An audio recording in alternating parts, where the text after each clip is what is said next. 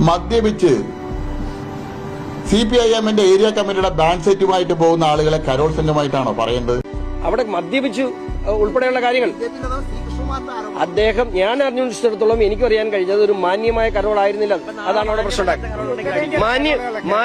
മാന്യമല്ലാത്ത Carol കള്ളു കുടിച്ചിട്ട് നാട്ടുകാരുടെ മുഖം. ഈ വിഷയത്തെ ന്യായീകരിച്ചു കൊണ്ടുവന്ന സി കൃഷ്ണകുമാറിനോടും ഷോൺ ജോർജിനോടും ചോദിക്കട്ടെ, നിങ്ങൾക്ക് ഇതെങ്ങനെ സാധ്യമാവുന്നു? 16 വയസ്സുള്ള ഒരു കുട്ടി മദ്യപിച്ചാണ് വരുന്നത് എന്ന പാർട്ടിയുടെ ഉത്തരവാദിത്വമുള്ള ഒരു നേതാവ് എങ്ങനെയാണ് പറഞ്ഞത്? എന്ത് ബോധ്യത്തിന് അടിസ്ഥാനത്തിലാണ് പറഞ്ഞത്? പിന്നീട് അങ്ങ് പിൻവലിച്ചു, അത് നന്നായി. പിന്നെ മാന്യമായി കരോൾ നടത്തിക്കൊള്ളണം എന്നാണ് പറഞ്ഞിരിക്കുന്നത് കേട്ടോ.